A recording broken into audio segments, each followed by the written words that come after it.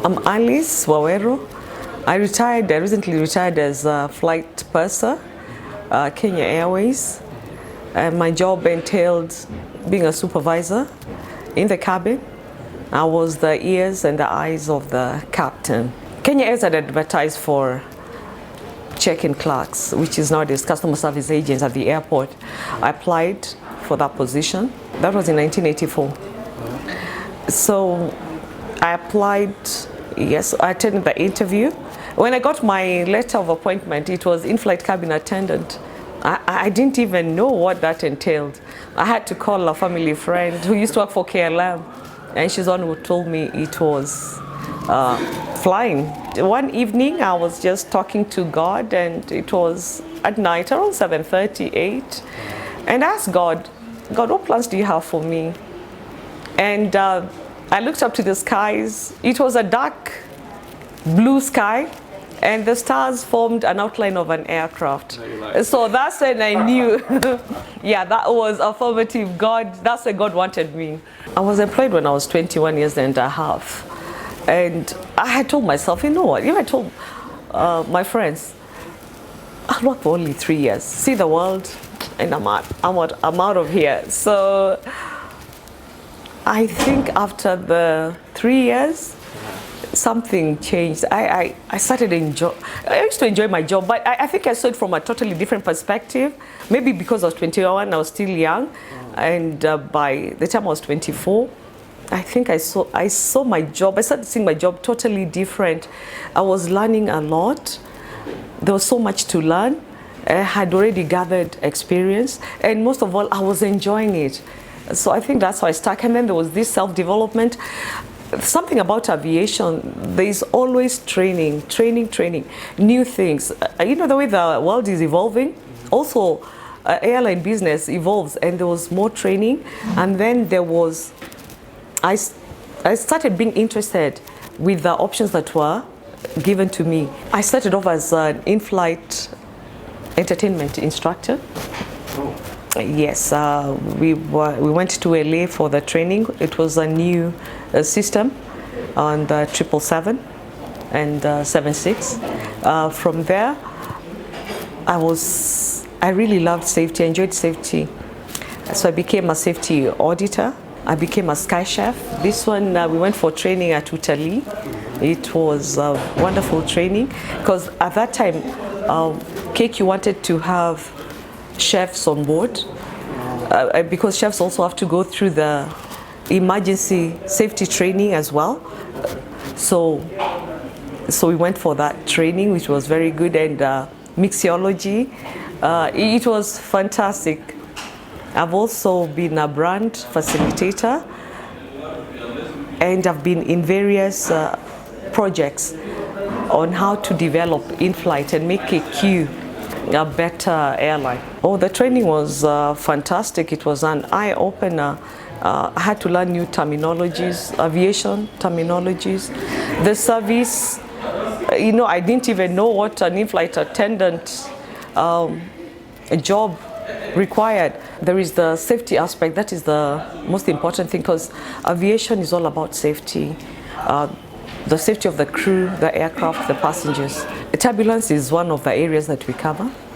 It's also very important. We also cover during pre-flight briefing. Once we meet before a flight and the pilots get their flight plan, we discuss that. And turbulence is divided in 3 categories. Okay. Yeah, so we could have mild, moderate, and severe.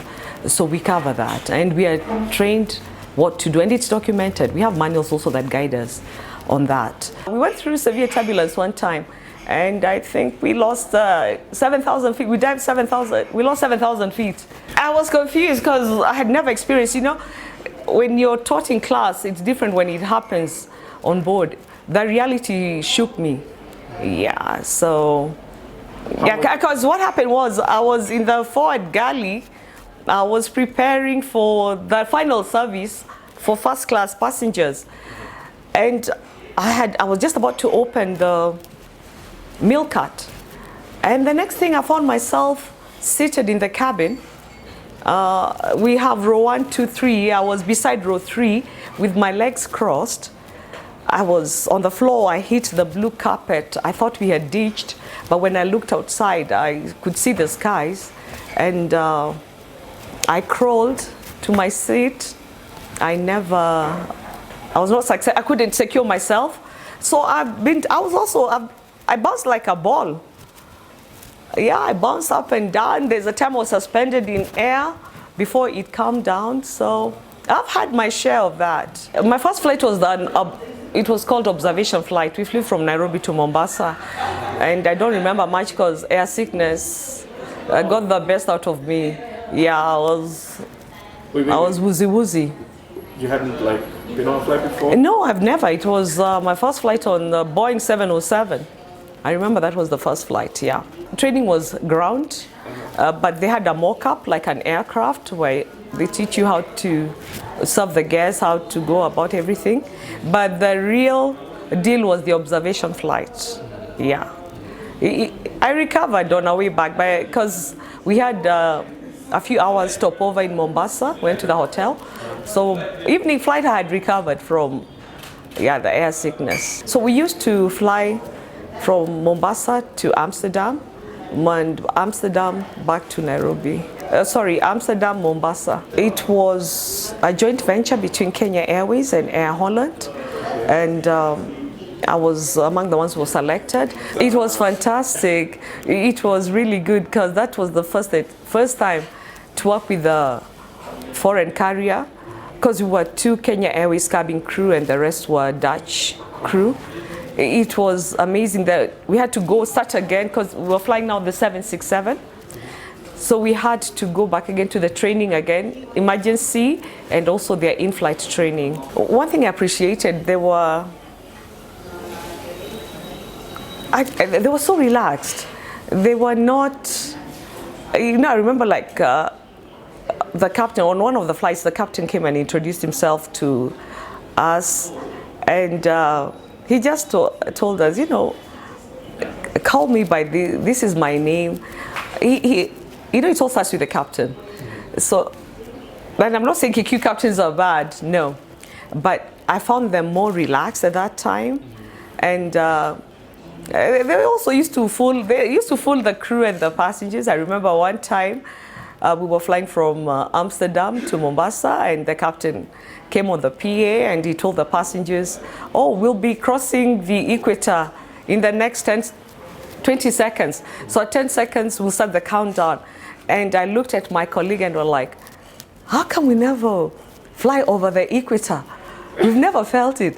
So the countdown started. He's the one who started 5, 4, 3, 2. And some of the aircraft just went boop. There was a bump. And there was jubilation in the cabin. We were all so happy. We're like, yay. So one time I talked to the KQ pilot and I was like, hey, you guys, why don't we ever cross the equator? And it was like, you were fooled. You can't see the equator. But you see, they made flying fun. Yeah, so that's one thing I got from them. Enjoy your job. I have to wear different hats. When I'm at home, I was a mother, or I'm still a mother, by the way, and a wife. So the beauty is having a supportive spouse, because my husband understood the nature of my job because of the different working hours and having babies. Actually, I give him credit. I tell him, you're the one who brought up the kids, because I used to be with them until I think they were around 6 months, and then after that, go back to my job. Yeah, so actually kudos to him. Yeah, he did a great job. But when I got home, I just had to wear my apron, just go on with my mother and wife duties.